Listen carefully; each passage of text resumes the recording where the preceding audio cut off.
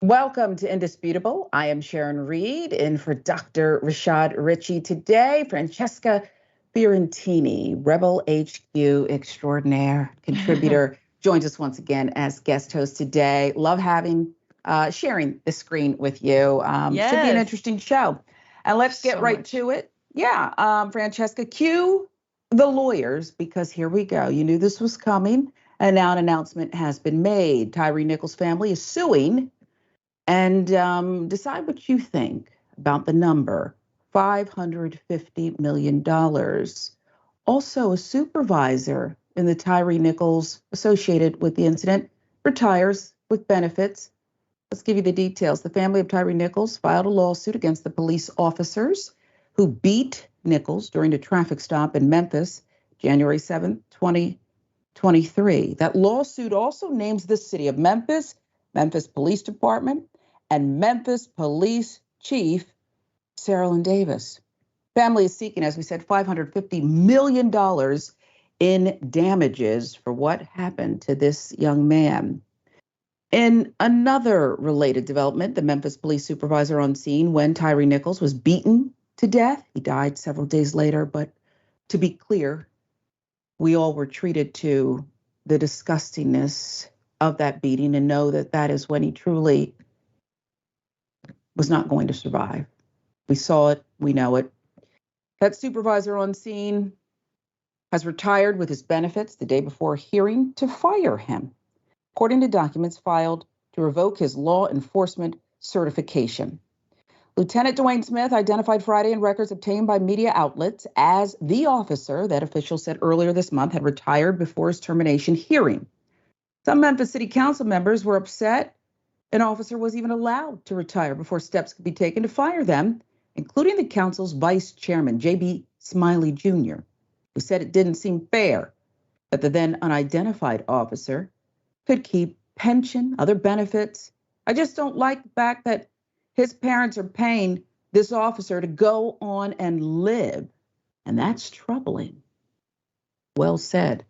7 other Memphis officers were fired after Nichols died following a traffic stop on January 7th. 5 of them are charged with second-degree murder. Smith is not charged in Nichols' death, just the supervisor of this crew, former.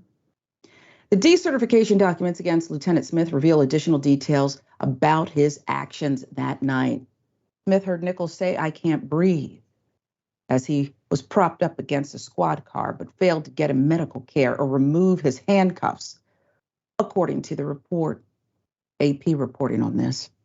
Smith also didn't get reports from other officers about using force and told Nichols' family he was driving under the influence, even though there was no information to support a charge, documents said. Investigators said Smith decided without evidence that Nichols was on drugs or drunk, and video captured him telling Nichols, "You done took something," when he arrived at the scene. Additionally, Smith did not wear his body camera. That violated police department policy. His actions were captured on the body cameras of other officers, his subordinates, according to the documents. The U.S. Department of Justice is currently reviewing the Memphis Police Department policies on the use of force, de-escalation strategies, and specialized units in response to Nichols' death. It strikes me, Francesca, and I'll start backwards. The U.S. Department of Justice currently reviewing use of force. That's a red herring because no force was necessary here to begin with. What do you mean use of force? It's ridiculous. But there's so many layers here, and I'll let you unpack them first. Well, I mean, you start with this supervisor and the fact that he was able to retire before ever being held accountable is where I think we all need to start when it comes to police brutality and violence, right? You know, if we can agree, no matter what side of the political spectrum you're on, no matter what your, income level, no matter where you live, if you can agree that bad actors should be held accountable, let's start there. Right? Because that truly is what is holding up any kind of better behavior from those who are supposed to protect and serve us, is the fact that you can retire with full benefits and pension. That is taxpayers' money, right? And again, this is a qualified immunity. These are the steps that President Biden, that Congress, that on a statewide level in Tennessee, and then in Memphis, you have a city council person there saying, gee, I didn't realize that you could do this, and that seems pretty wrong. So let's just start there. It is egregious that he was beaten. It is egregious that he is not going home to his mother every day as he used to. It's egregious that his life was cut short, but let's just focus on how we stop it from happening again. And if they know, the supervisors and other folks and police officers know that they're going to be held accountable, maybe that would stop them. But I don't know, Sharon, the buck stopped with him, and he was there and he oversaw the whole thing, and he gets to walk away. Don't you usually, wouldn't that be, if this were a crime, right? Is that the sort of the mob boss? Like, if you're the head honcho, sure, shouldn't you be the first one, or at least still on the hook for all of this? But no, instead the lackeys get it. They're being, charged. Yeah, even John Gotti got caught in the end. Okay. And, okay, maybe it's not fair, but maybe it is.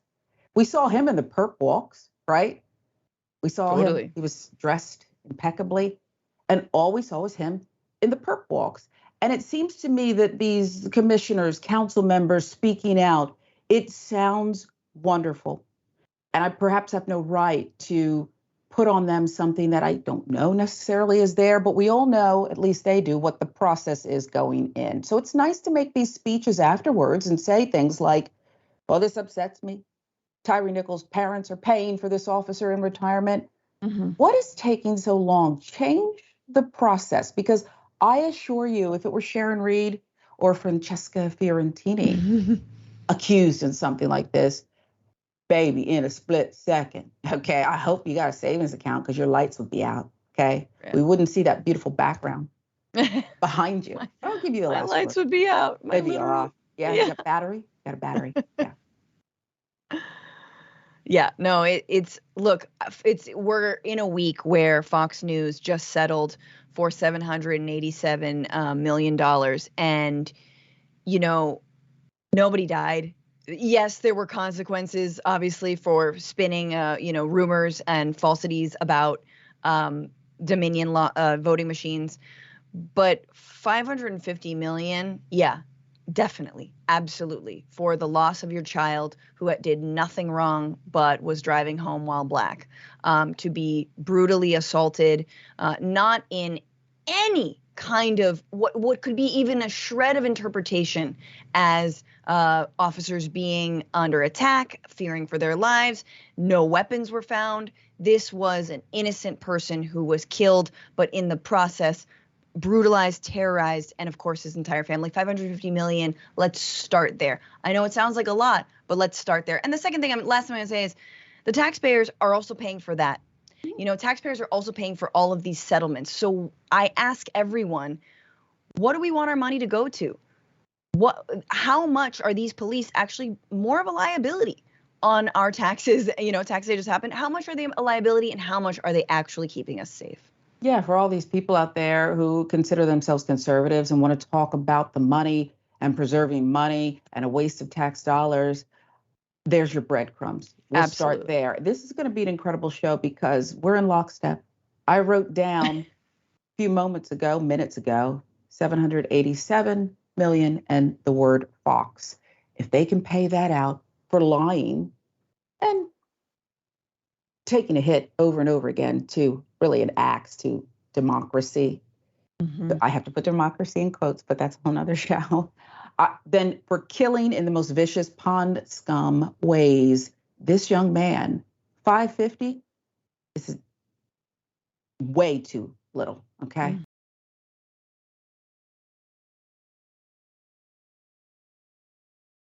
We'll move on, though, because Jonathan Majors is up against it, and he's already losing money. We know this because here we go again. More alleged victims of this superstar of the moment that's declining have come forward. They're helping the district attorney in New York in the current case that's ongoing against the actor. It appears things are going from bad to worse for Jonathan Majors. Domestic abuse case due in court May 8th. And apparently the DA will be armed with even more when the actor gets in front of a judge. Sources familiar with the matter tell Variety multiple alleged abuse victims of Majors have come forward following his March arrest and are cooperating with the Manhattan District Attorney's Office. The prospect of more women waiting in the wings would mark a dramatic turn in the case and comes on the heels of Majors' publicist and management firm cutting ties with the embattled actor earlier this week.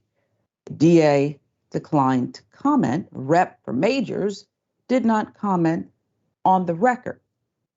Previously, the industry was jolted by news that Majors' publicists, the lead company, Management 360, had dropped their star client well before his first court appearance. Just getting worse for Jonathan Majors. As of now, William Morris Endeavor, WME, still representing Majors for now. 2018, the agency created a so-called client advisory committee, which makes a recommendation on whether or not to drop a client accused of impropriety. The committee of some 20 staffers split evenly along gender lines and from a cross-section of divisions evaluates a client's viability amid accusations and consider such factors as if the client has been charged criminally or is facing a civil lawsuit. WME has previously dropped such clients as Brett Ratner, Bryan Singer, and Armie Hammer. The committee has not yet met regarding Majors based on the limited information that is available. That reporting from Variety.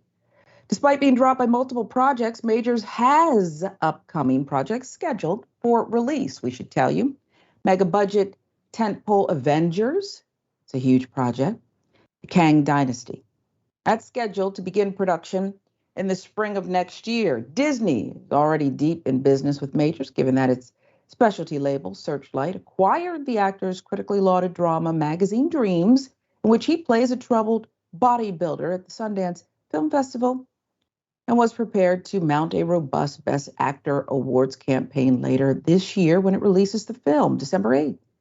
Majors already shot the second season of the Disney Plus series, Loki. It's expected to launch on the streaming platform in mid-2023. Disney spokesperson declining comment here. William Morris Endeavor, Francesca, if we could start there because it piqued my interest. Yeah. They had this committee, right? Even they said, split among gender lines and from all divisions, viability, blah, blah. I didn't hear anything about some other kind of diversity. And I'm not making a case one way or another for Jonathan Majors. I smell something around him. And that's what I smell as a woman and somebody who's been around for a good number of years at this point. But I want to focus on the process here, if we can, just for a moment. Yeah.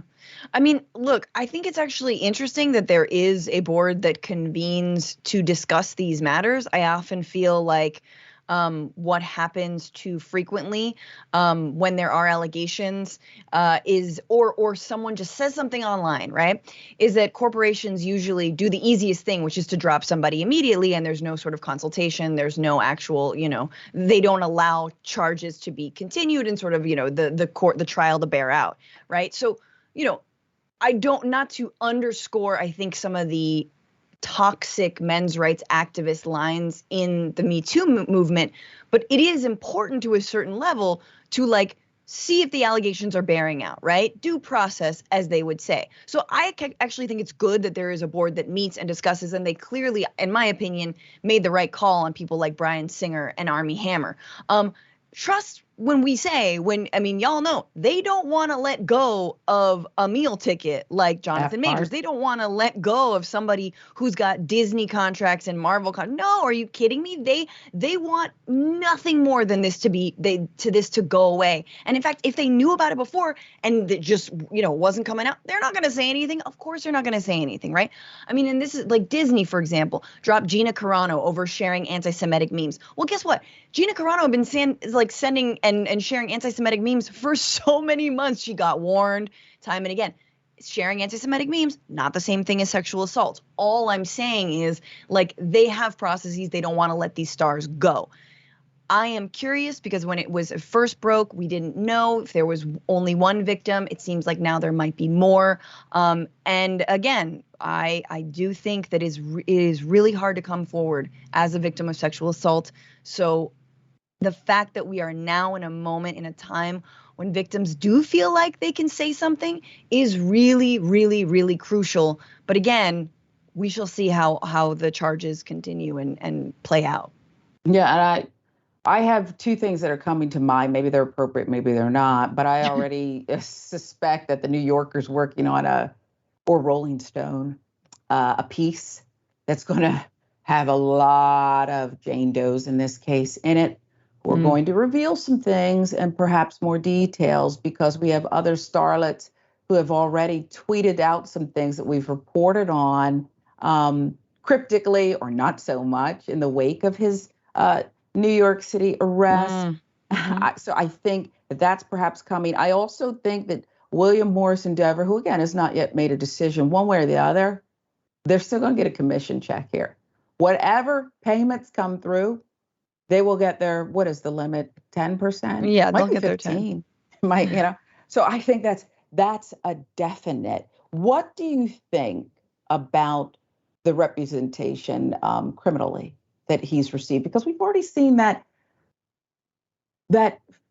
woman who is defending Jonathan Majors and will perhaps accompany him to court, we believe May 8th, releasing things like text messages from the purported victim. In this case, my fault, I shouldn't have grabbed your phone and the likes. It seems to me that I don't know that there's a way for him to play it, if you will, but I don't like the way he's playing it, if you will. Sure. I mean, yeah, it's a disgusting business, right? Being in the PR industry of defending someone who's been accused of sexual assault, and they play dirty and they'll continue to do so. And look, whether he's innocent or not. So we shall see. I do think it's interesting that his management dropped him, rather not his. So WME didn't drop him yet, but anyway. Management did, not the agents. Yeah.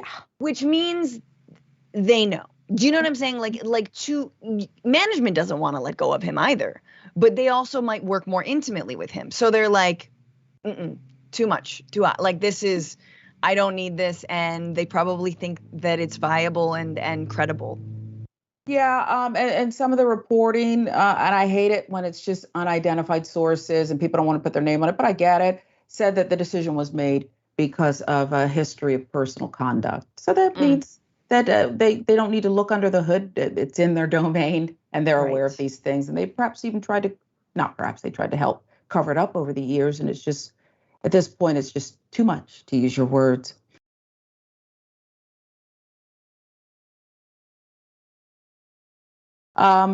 Ohio high school teenagers. I feel like high school was yesterday for me. It was longer than that, but I still remember it. And I don't remember this. My conduct wasn't always the best.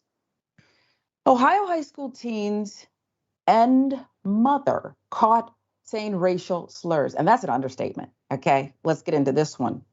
In Ohio, a group of Jackson High School students, along with a mother, caught on video saying a racial slur multiple times as a game.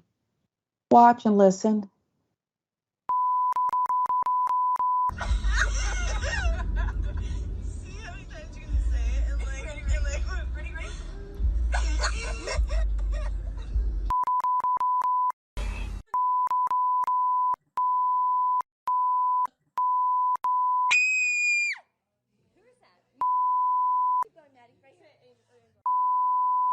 We don't say the black word. Okay, so the only thing funnier than the N-word, we beeped it so many times because that's how many times they said it, and it was blurred, but it looked like someone was twerking to it. I guess that's hilarious too. In other racist videos, another video showing white female students saying, "Happy birthday," N-word. Picture also surfaced that showed a white male student with a white towel over his head and the caption, I'm in the KKK. Lana Blackstar with the details here.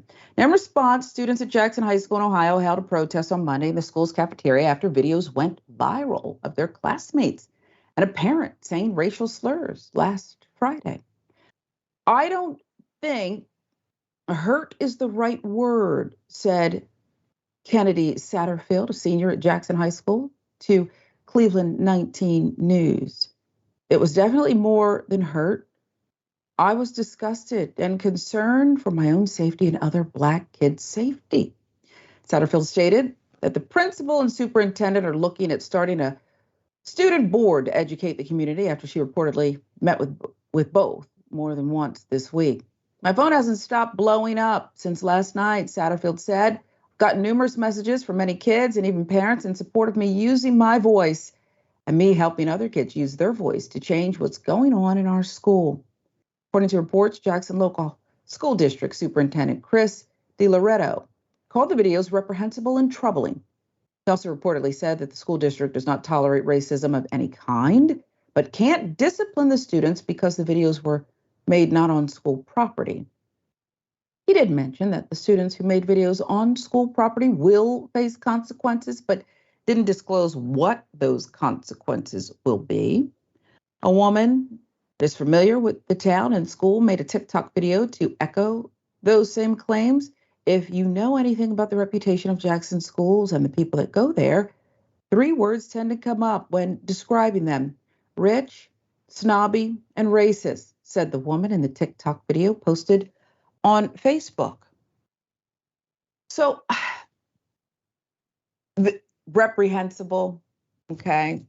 What was the other word he used? Was it disgusting? I don't know. But these statements always seem to have similar content. We do not accept this. We won't tolerate this. Except it's going on. And it's going on at a level that even your mama is joining in on it. So here again, just like the previous story, wouldn't we know this is going on? And I would like to see someone on their toes. An organization like the school district, Francesca, on their toes, instead of always reacting on their heels. It's like, oh, I didn't know racism existed. Yeah. Huh? I mean, it's interesting that, someone characterizes the school as rich, snobby, and racist, but it's also a school that does have Black students, as you saw by the protests, which, again, took a tremendous amount of courage. Here we are. It takes a lot of courage to write a sign and to protest and to say something because we are in a dangerous moment, right? We have Ralph Yarl, who was shot twice in the face because he was a Black kid. We have Oklahoma Sheriff's Departments talking about why they can't lynch, Black Americans anymore and how much that sucks. So it is not made up. It is very real. And words actually have consequences. That being said, I want to say this is a word that these dumb kids think it's funny to say because you're not supposed to say it. And I kind of don't hold them personally responsible. They are children, but they're accompanied by their parent, right? She's there egging them on, encouraging them. She's condoning it. It's definitely on her. And for me, it doesn't matter if it happened on school property or not. You can still take an initiative, take charge to actually educate, bring people together, bring the parents together. Because look, it's not okay. I wouldn't say to kick the kid out of school. That's not going to solve anything because they're not going to actually have to answer or understand why what they're doing is harmful, is scary, and is offensive, right? And so it's just like, and here's the last thing is, you can say it in your home. God, if that's what floats you, if that's what makes you feel superior in your racist little brain, have at it. But putting it out online, putting it out on social media and expecting not to have any consequences for that, no, sorry. We don't live in that world right now. Yeah, I think you're exactly right. And maybe the school should do something by declaring that word violent. This is violent. You heard the young Black student say, I'm scared, and I'm scared for other Black students. This thing where the principal meets with people, and I'm going to just declare, okay, good intention, and is thinking about this student board that to help educate the community. It's what you said. Who's the student? Who's the adult? Who's the, Yeah. What are you talking about? And if it's in the public domain and it's TikToked out, or tweeted out, I don't see why there can't be a follow-up requirement from the school. Your student's been identified in this violent video, and we're going to require you to have some education and come in and let's talk about this or whatever. Okay.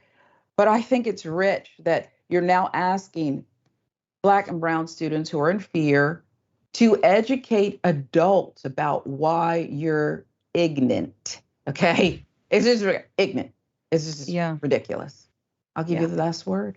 No, I agree. I mean, it feels like window dressing, right? To have like a board or like a little, meeting about it. But I do think it's the way forward. And I think schools, for better or worse, are sort of a good playground, if you will, to really try and get right some stuff that once, we're just in society, we aren't being held accountable. So I do hope that the board and the whatever they convene goes far enough and can actually have an honest and real conversation about the damage that family did. Yeah, and then make it the blueprint because this thing's across the country. Francesca Fiorentini, Rebel HQ contributor. We love having you as guest host. Much more indisputable coming up. I'm Sharon Reed, and for Dr. Rashad Richey, we're right back.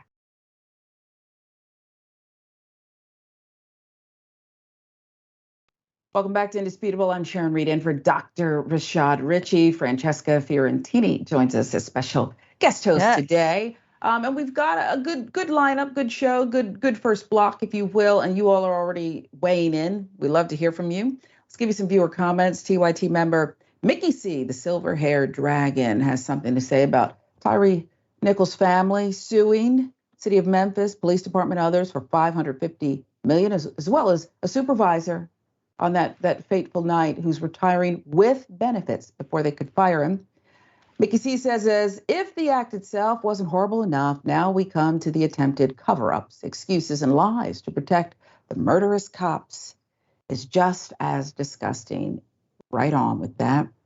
Same story, Susie B on YouTube says, taxpayers are paying for our own demise. Go after the reckless cops, pensions, and ability to serve in the position of an officer. I think that's spot on, Susie B.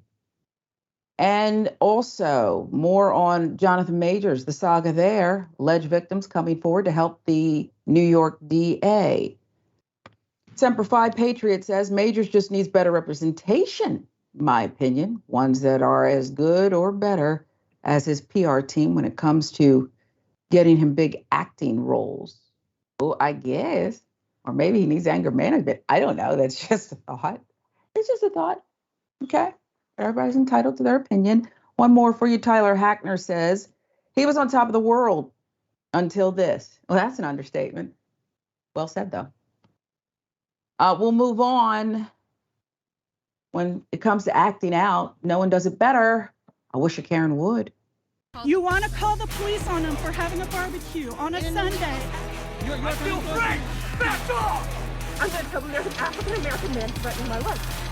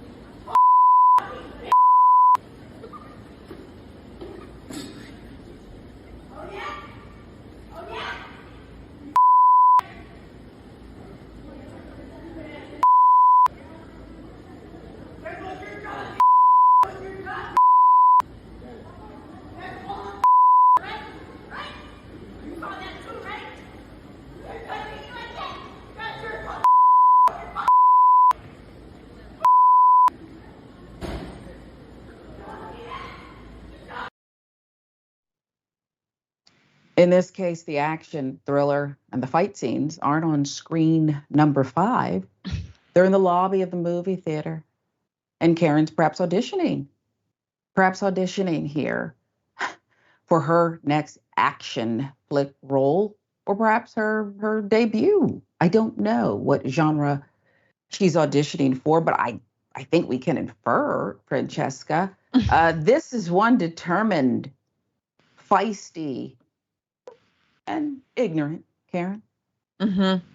Yeah, it's sad to see like the sort of the aftermath, right? Where it's like, there's been a fight. Clearly she wanted extra, butter on the popcorn, and she was like, no, you have to pay extra, and she freaked out about that. Her icy was late. She missed the previews. We all know why we freak out in the Cinemark. And then at the end, you have to go after you've been like manhandled by security. You got to go and pick up all your stuff. So there she is. She's got to pick up her phone, her wallet's over here. She got a shoe over there. Like it's sort of the walk of shame of having a public freak out like that. Like look, I've had freakouts, but sure. I like to contain them in my home. You know what I'm saying? Like, sure. We've all had bad days. Mine usually when I freak out don't come along with slurs, but hey, that's just me. Well said. I don't have much to add to it, except I'll say this. Now, when you bring up not enough butter on the popcorn, that does perhaps give me pause about what would make me freak out in a movie theater. Mine, too, would not come with such colorful, obstructionist, violent slurs, but that butter is important. I'm not even into movies, but sometimes I will agree to go just for that popcorn that you can't get anywhere else. Okay. That's so true. It just solidifies or something within your veins. It's no good for you. Creates health problems. But when you have to have it, it's like a drug. It's like so maybe she was drugged. Maybe she was on too much of that. There it is. And we're going to pass judgment without considering that, or perhaps she doesn't need any more consideration. I mean, people forgot how to act. You know what I'm saying? Like, come on, girl, go see Avatar 2. All right. Yeah. Way of the Water. Calm down. All right. Be like the Na'vi, we're all connected and whatever. And once you pay the price of admission, given the upcharge for the snacks, the ticket, I don't know that this is how you want it to end. No, it's way too expensive. You can't waste it like that. That's right. Although security guard is like, woo, that was right. Woo, like he deserved that end of the day drink. He was like, I have not, and managed not to kill someone. Always hats off when security do that. Very good. But like, just first of all, a lot of security are like some are former police and some are former military, and I kind of feel for them in these kinds of cases where you're just like, God, there's another Karen on your hands. Yeah, and I think your disclaimer is just right. No one got tased. No one got shot or, pepper sprayed, whatever. In this She case, seems white, so hey. That's just right. Difference of who can freak out publicly, of course. Okay, so that theme continues. Speaking of ticket prices going up and what we will and will not tolerate, what we will freak out over. This one's very interesting and loud. A man flipping out over a screaming baby on a flight. First, watch and listen, and then we'll reflect. A passenger loses his mind over a baby. That child has been crying for 40 minutes. Lower that, and you can't put your finger about things like that. Calm the child down, please. I had headphones on. I was screaming. Why is the baby yelling? I'm not screaming. You want me to scream? You want me to scream? I'll scream. Please stop the baby from crying. Please. Bro, please. If that child was a black baby, be happening right now. I know you're not going there. You're not going there. I'm going there. Let's be rational. We are in a tin can with a baby in a goddamn echo chamber, and you want to talk to me about being okay? Okay, because you're yelling. So is the baby. Okay, so you're a man. Did that pay extra to yell? Okay. No. So, shut up. No. You're disturbing me now. I don't give a.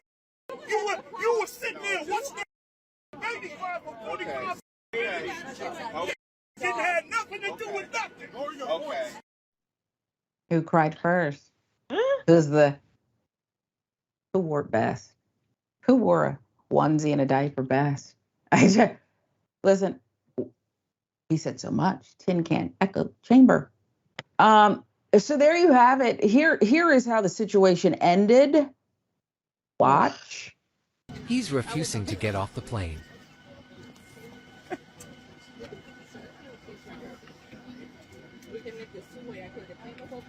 So now we're all getting deplaned. If you had said anything, we wouldn't be sitting on this flight with a kid crying for 45 minutes. It wasn't for 45. No, that's it. You're not even worth anybody's time. He tried to plead his case that he had a right to yell because there was two adults with a crying baby, and he shouldn't have been disturbed.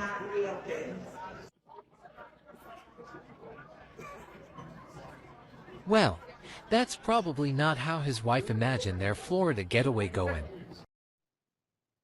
I don't know if that's a comment you should make about the wife, because if that's her man, she knows him. She knows him well.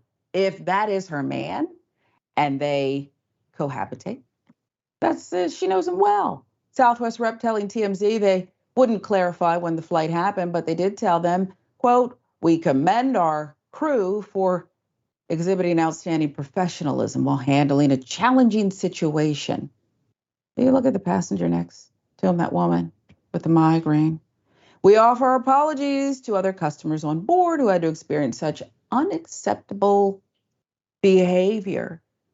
My only question, comment, whatever, is should we be more tolerant of big babies too? But I do feel, Francesca, as a mother of a tiny baby, you should be the one who's allowed to unpack all of this.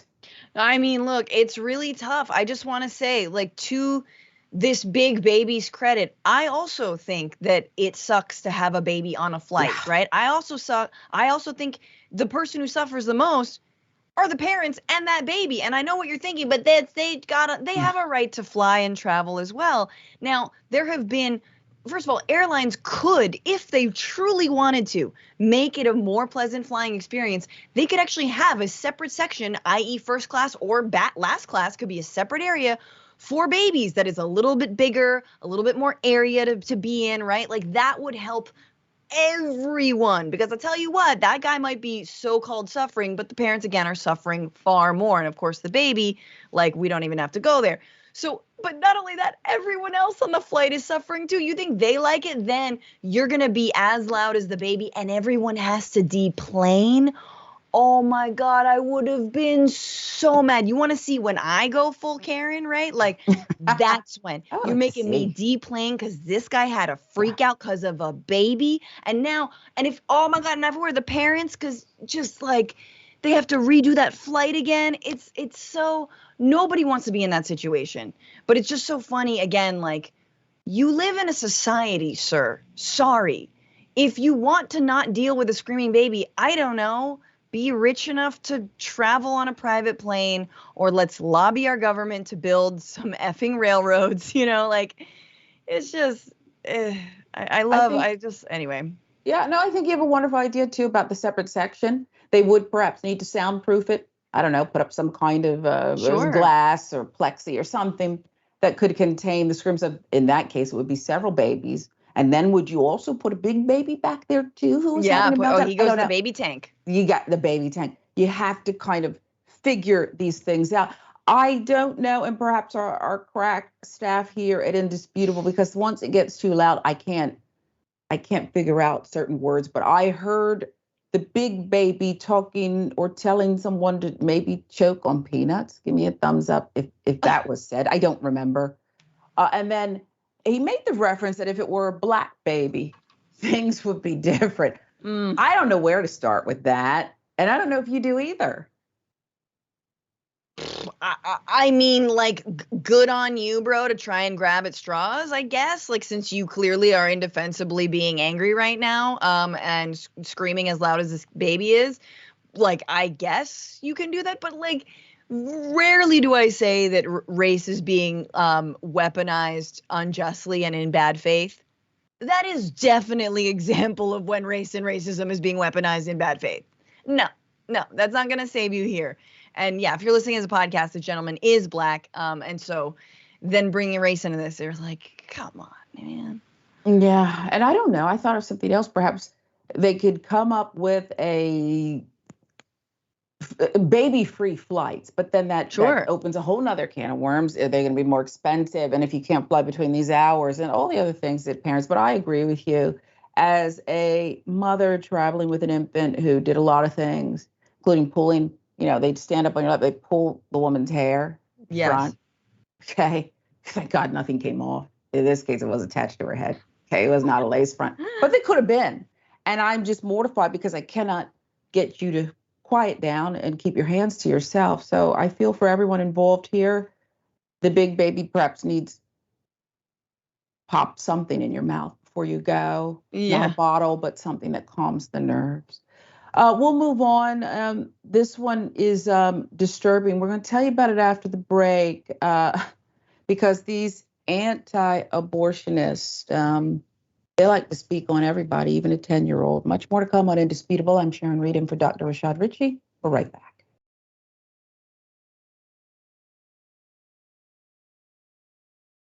Welcome back to Indisputable. I am Sharon Reed in for Dr. Rashad Richey. Francesca Fiorentini joins us, Rebel HQ contributor, and our guest host today. Yes. Can I just plug my podcast, which is the Bituation Room? If anyone wants to listen, it's comedians and experts, and we hang out and every Tuesday, 1 p.m. Pacific, 4 p.m. Eastern. You can also listen as a podcast or find it on YouTube and Twitch at Franny Fio. So yeah, Dr. Richey, this show has reached 1 million downloads as a podcast, which is amazing.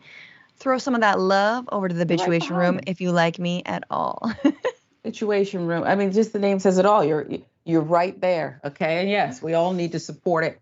And thank you. We're going to give it to you again before the show ends. So let's get some viewer comments about that racist Karen in the movie theater. We speculated perhaps it was something to do with not enough butter on the popcorn, but that's just us. We don't know. Just freaked out. Cray Souffle says the name of the movie she's auditioning for is called Scream 7. I'm in Orville, Redenbacher, Karen, and you better super butter my damn popcorn. That sounds like her, based on what we saw. Okay. Mountain Dragon says, I love this Mike Grabowski guy. His reactions are so spot on to the craziness that's going on right by him. Try your hardest not to laugh, but when you look over, keep a straight face so you don't piss the guy off anymore. Okay, that believe was about the man flipping out on the Southwest Plain.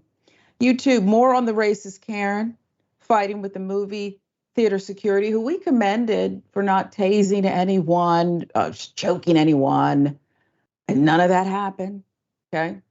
You don't like my music? So many drama queens says, remember God's first commandment, thou shalt not take part in bad scenes. This is a very bad scene.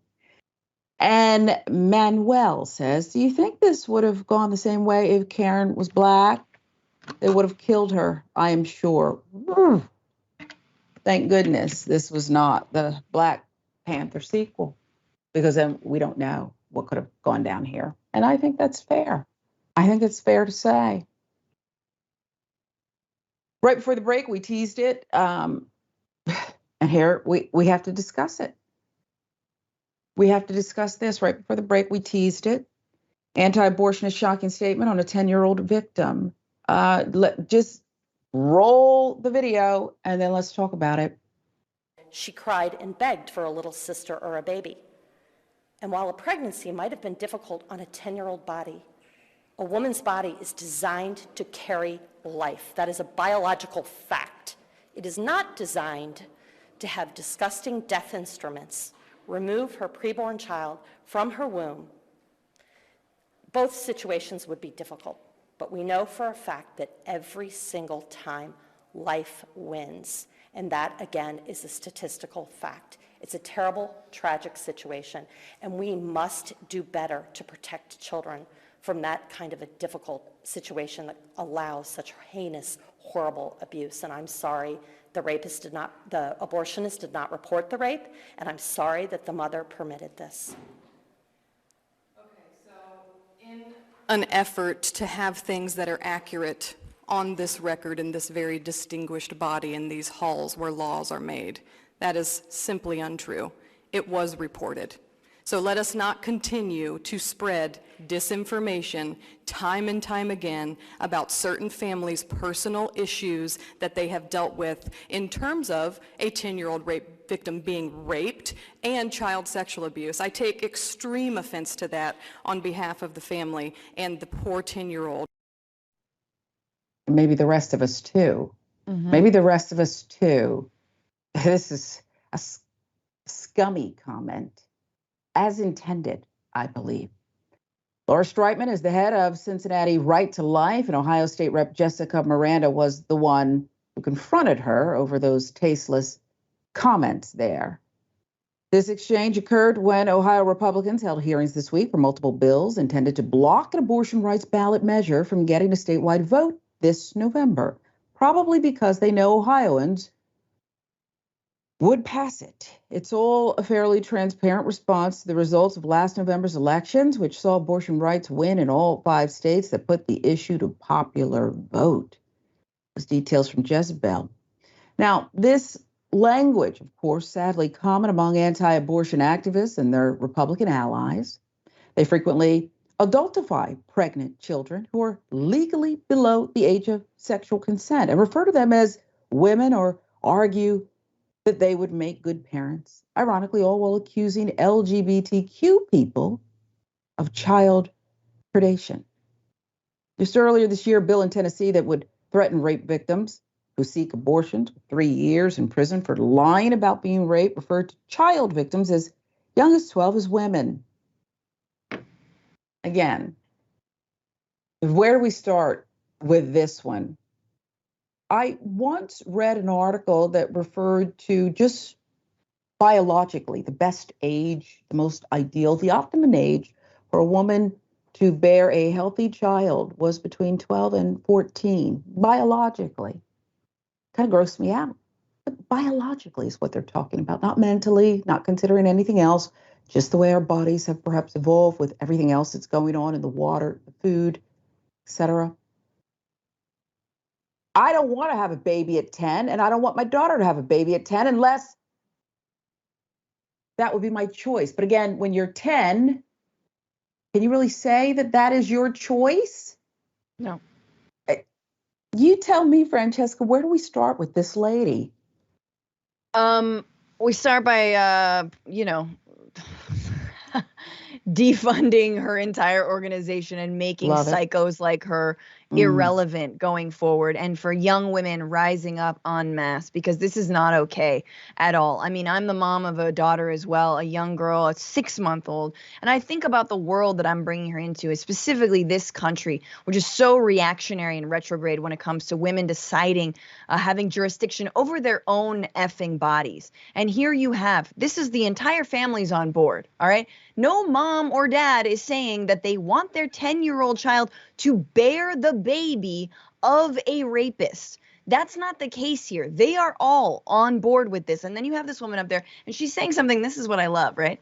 Both are difficult decisions. It's difficult for a 10-year-old to have a baby, and it's difficult to have an abortion. No, it's actually not difficult to have an abortion. In fact, there are very safe, effective, quick, and easy ways to have an abortion. That is, if it is still protected and it is still legal, and doctors are allowed to do this. And if we have access to medication like mifepristone. Abortion, super easy, because you know what it doesn't come with?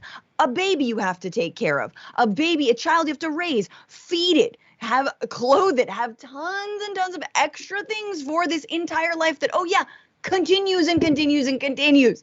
I should know. It is expensive to have a young baby, to say nothing of the emotional and physical trauma that would wreak on a 10-year-old or anyone who would be forced to carry their rapist child, or anyone who would be forced to have a kid that they don't want to have. Oh my God, I am livid. So Yeah. Sharon, we're going to keep on hearing this, but this is like brainworms level Christian nationalist psychosis. Yeah. And let's not forget that a 10-year-old, a 12-year-old who's also been raped and is not ready to even unpack that. Yep. Okay. Yep. And let me look at the clock here, because Friday at midnight, like you said, we'll see what happens. Friday at midnight, what's accessible to families, women, children, everywhere.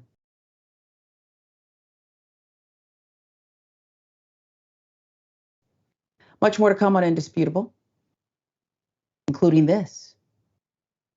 Okay. So, Airbnb, lots of people indulge in it. It's a way of life. Okay. It's what we do. And sometimes you have disagreements with the host. A couple runs up a $1,500 utility bill at an Airbnb as revenge. Okay. This is premeditated. Chinese couple allegedly racked up more than $1,500 in utility fees, other expenses at an Airbnb in South Korea to take revenge on the owner for refusing to cancel their booking. Unidentified couple booked a villa in Seoul, 25 days. They paid in full. However, they asked to cancel the booking, receive a refund after realizing the villa was located in Seoul's outer suburbs, reported NetEase News. When the owner declined, the couple reportedly seemed to accept the decision. However, they asked whether there were surveillance cameras in the villa, to which they were told there were not. They allegedly decided to take revenge on the host by turning on all the taps, lights, electrical appliances, and gas for the entire 25-day booking. Couple who traveled to different regions of South Korea reportedly returned to the Airbnb every 3 to 4 days on 5 occasions for no more than 5 minutes. The owner only found out when the gas company called about a huge increase in gas consumption after the couple had already left. They used 120 tonnes, that's 31,700 gallons of water in 5 days, the host said, which was reportedly 5 times higher than usual. Only 5 times higher? In addition, the host noted there were also $728 in miscellaneous expenses, leaving him with a total bill of $1,570.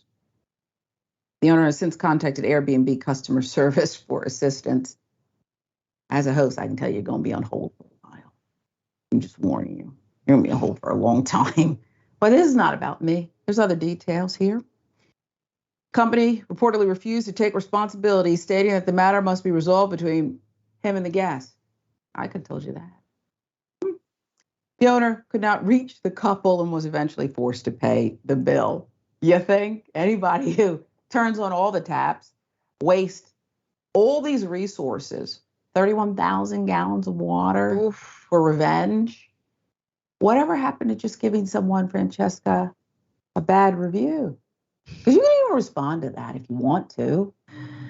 This is next level. Like, it is, oh God, there's a lot of Karenicity happening. You know, I don't want to make assumptions about these people, but there's a lot of Karenicity. And, you know, look, I just got back from an Airbnb that was definitely not up to snuff, didn't like it very much, and I left an honest review. I as a habit, as a rule, I don't like to snitch. I'm just not a snitch. Look, if there's something wrong, I'm not going to say it. This, however, I was really looking forward to the vacation, and it was just subpar. It was like a C plus B minus type situation. I had to let other people know this is what's going on.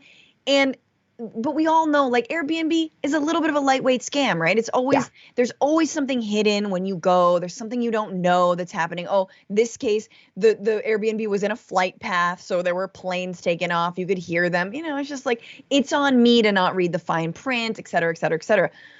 But it's just to go to this length. This length is like, I mean, I feel like this person bottled up all of our 1-star review energy and just was like, you know? Yeah. And here's the thing. The couple was simpatico. Okay. couple who does this kind of revenge together, they do stay together. Because you would think one of them would have said, come on, Fran. It's what are we funny to doing? say it, but we're not really. You're returning. You want us to return every couple of days just to make sure, like it's still going, this thing? Really? No one said, yeah, that's funny, man. We're not going to do that. We're just going to stay there or eat the cost. Nobody, both of them just said, like, it could be a dangerous couple. And you think this is the only time they did this? Right. Yeah.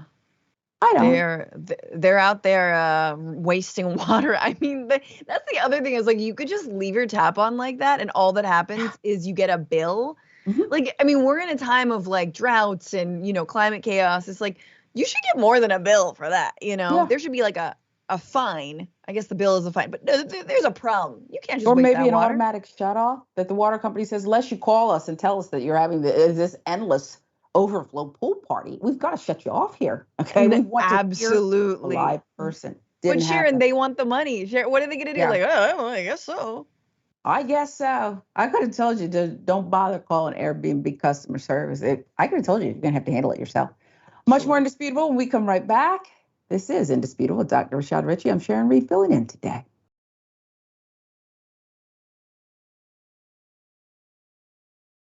Welcome back to Indisputable. I'm Sharon Reed in for Dr. Rashad Richey. Francesca Fiorentini joins us as special guest co-host today. Viewer comments, TYT member Cats and Dragon, thank you very much. Sums it up beautifully. This anti-abortionist shocking statement on a 10-year-old victim. Cats and Dragon says a 10-year-old child is not a woman. Excellent reminder. Okay. The couple who ran up that $1,500 Airbnb utility bill as revenge. Lotus Flower says, no, that couple was in the wrong. Revenge is not acceptable in this case. Okay. But then Mary C. the Purple Dragon Queen says Airbnb has gotten way outa. With all the charges people pile on, but the couple went way too far. I can agree with that. There's a bill inviting Disney World to relocate from Florida to North Carolina. What is this about? Well, it could happen. Maybe. We'll see how far this thing goes. Walt Disney World needs a place to land after a fallout with Florida Governor Ron DeSantis. State Senator Michael Garrett has an idea. Come on up to North Carolina. Love to have you. Garrett, a Democrat from Guilford County, has filed Senate Bill 594, the Mickey's Freedom Restoration Act, to give Disney a place to move. The Magic Kingdom, Epcot Center, Disney's Hollywood Studios, Animal Kingdom, and all those other parks, hotels, golf courses. In case you haven't heard, DeSantis, Florida's Republican governor, has been feuding with Disney after the company opposed his so-called Don't Say Gay legislation and then usurped his legislative move to take over the special taxing district that was created for the company in the 1960s. DeSantis has promised to fight the legal maneuver by Disney to upend the board of special interests he had appointed to oversee that taxing district, essentially ensuring control while lawmakers were making their move. He has vowed there will be legal challenges, new laws, toll roads, withdrawal of some special exemptions. And even this week, talked about building more theme parks and a state prison next to Disney. Jesus. Revenge. Company is among Florida's largest private employers and most significant taxpayers, generating an estimated $75.2 billion in annual impact. And DeSantis' actions have been criticized by some fellow Republicans. This is from Fox 8, WGHP News in Florida. Senator Michael Garrett said in a press release, quote, North Carolina is a great place to do business. Politicians who put their state's economy at risk to boost their own selfish political ambitions are a liability. In North Carolina, we've learned this lesson the hard way. When HB 2, the so-called bathroom bill, passed, other states capitalized on our state's disgraceful misstep. I welcome the Walt Disney Company and all other businesses seeking refuge from the culture war madness currently gripping the great state of Florida. I think that Disney lawyers, as someone said on our pre-production call this morning, Francesca, are having fun with Ron DeSantis, who doesn't have much range. He's very flat, okay? I'm gonna, It's always threats and nonsense, but he doesn't have much range. And I think that Disney and their lawyers are just kind of having fun here. Yeah. I actually been waiting for something like this. I really think that Disney needs to, it's not going to do this. So just let's caveat what I'm about to say with this, but they should put their money where their mouth is. I mean, and so should many other businesses that are in Florida and call Florida headquarters, right? You have NBC Universal is there. You know what I'm saying? Like this is, and I'm being really honest because I do think that this is about boycotting. This is about saying no to businesses that operate in states that are turning back the clock on civil rights and on reproductive rights and on American history. I mean, in fact, turning back the clock to a place that they want to be in, but silencing folks, actually restricting free speech, right? These are the free speech warriors who are saying stop woke. Well, woke is literally speaking about our honest history. So I've been waiting for states like North Carolina or any other state to offer Disney to move. And honestly, I've been waiting for Disney to take that up and actually seriously consider moving. They're not going to, but I'm glad that this exists. And I think my favorite part of this story is the way that I believe it's the governor said that the HB2 bill, the so-called bathroom bill, not the governor, excuse me, but the state senator, the state senator, right, said they are other states capitalize when we pass that disgraceful bill that has since been like rescinded, but like they did capitalize on it because they made you guys a mockery. So let's do the same when it comes to Florida. Let's shame them and let's move money out of that state. Yeah, and so North Carolina presumably learned a lesson. They'll probably have to learn others in the future, but they learned that lesson. So why not have Florida step up, Disney, everybody, and let's teach somebody a lesson too, who lives in the governor's mansion and his wife always supports him. I don't get it. How she used to be in media and she always supports this guy, okay, who wants to shut her all free speech.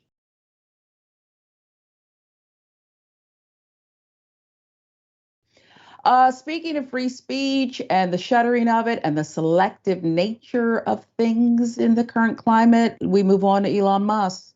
Okay. Claims Twitter legacy blue checks. Oh, they're so valuable. They expire today. Today's the day. Looks like Elon Musk is keeping his promises. The tech billionaire reiterated how today Twitter will finally be removing its legacy verified check marks. Do you care? Okay. CNET has the details here. The thing is, I won't believe it, Twitter, until it actually happens. The company originally said that it would begin removing check marks April 1, but as far as I know, that hasn't taken place. Well, outside of Twitter removing the New York Times verified check mark, after that publication said it wouldn't pay the reportedly high fees for organizational accounts. But it seems like Musk made sure that happened. Vindictive. Now the 420 date. You had to do it on 420. Okay. Nothing new. Musk originally tweeted of his plans from his personal account on April 11th. Now things could be more serious. The latest announcement comes from Twitter's actual verified account. He means business. We don't know if the blue checkmark badges will go away gradually or in one fell swoop, given that removing the badges is a largely manual process, according to the Washington Post. I wouldn't be surprised if there are some glitches with the process. When reached for comment, Twitter's press email replied with a poop emoji, as is recent tradition.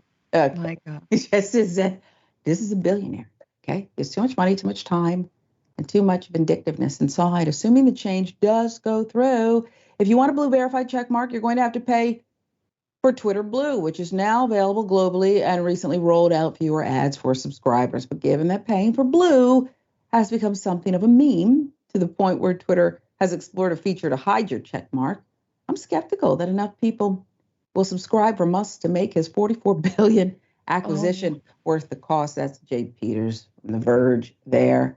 The poop emoji response, well, how dare you, New York Times? So now I'm going to punish you early. To even the date, picking 420, Elon Musk, I really need him to take a nap. And I mean a good nap, not a cat nap, but a good, just take a nap and relax, Francesca. I mean, honestly, like no one has midlife crisis harder than Elon Musk. You know, no one fully resets to a 13-year-old drawing a D pic on a binder, but he is there. Like that's what he is doing. This is just his little like wet dream, his fantasy, and he thinks that he's being funny. He's doing it for the lulz. The W in Twitter has been removed, so it says titter apparently. Now you got the poop emoji as a response, and he's just doing it because he thinks it's funny. And the joke ultimately is on him because no one is going to use and stay on your platform except for your little sad boy minions who are like, I invested in Cybertruck, you know, like that is it. Why? Blue check marks, verified users actually matter. So you know who's talking, if it's a corporation, if it's a person, if it's a public figure, right? Like, if not, there are tons and tons of fake accounts. You can't actually sift through the noise, and you can't actually verify if someone is who they say they are. It is not you're a special person or you're a lib. It's never been that. It's always been a way to verify news outlets, verify real people, verify PR statements, all of that stuff, right? And no one is paying for Twitter Blue, and no one is paying, especially to stay on a platform where more and more and more, it's just, again, right-wing memes and like mad sad boys reply guys, like who are like, you know, again, saying the N-word. Nobody wants to be in a place like that. Your social media platform has to be a place that people want to be. Yeah, I think even some of the Proud Boys are off of Twitter now. That's how there's a stop. Even my child, I wouldn't even talk to him. I'd say, you're going to feed the hungry. You're going to pick up trash for a little while. You're going to take 5-minute showers, maybe 3, because I need to teach you some respect and how to preserve our family's dignity at this point.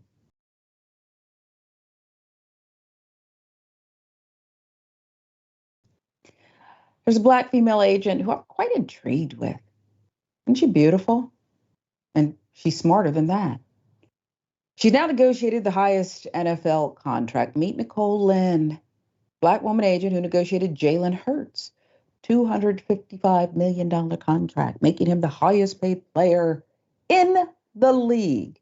We can argue about who needs that kind of money, but this story is about the woman who secured it. More details on the contract. On Monday, Jalen Hurts etched his name in NFL history books, securing a record-breaking 5-year, $255 million contract, becoming the highest paid player in the league. The landmark includes a whopping $179.3 million guaranteed, no trade clause, binding Hurts to the Philadelphia Eagles until 2028, my hometown team.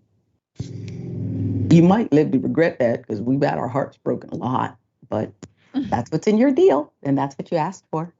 Background on Lynn now. The partnership between Hurts and his agent is nothing short of groundbreaking. Just 34 years old, Nicole Lynn is not only a prominent figure in the industry, but has made history in more ways than one. After starting her career as an NFL agent in 2015, she quickly made a name for herself as the first woman to join Players Rep, one of the league's top agencies at the time. Little did she know, years later, one Instagram DM would lead her to become the first woman of any ethnicity to represent a Super Bowl starting QB. The griot with those details. Hurts on his agent said this: I know the agent world in the NFL and all sports is very male dominated, said Hurts in a 2022 Sports Illustrated review. But Nicole was really on top of her stuff. She was prepared. She knew what she was talking about. She was hungry. She was determined. And I feel that determination like that never rests. Once you come across such a determined individual, that just hits me a little different. Let's take a look at the team, because Lynn is one of many women that make up Hurts' management team. And look at that. Starting QB in the NFL has an all-female management team. Today, Lynn, who also serves as the president of football at large for Rich Paul's Clutch Sports Group, understands her impact on her clients and other Black women in sports. Research shows 65.1% of sports agents in the industry are white. Strikingly, women constitute only 23% of all NFL agents in the United States, with a mere 7.5% being Black agents of any gender. What I do as an agent is already unique because I am a Black woman. I'm a woman, Lynn shared with Essence magazine, which features Hertz as the cover star of its 2023 men's issue.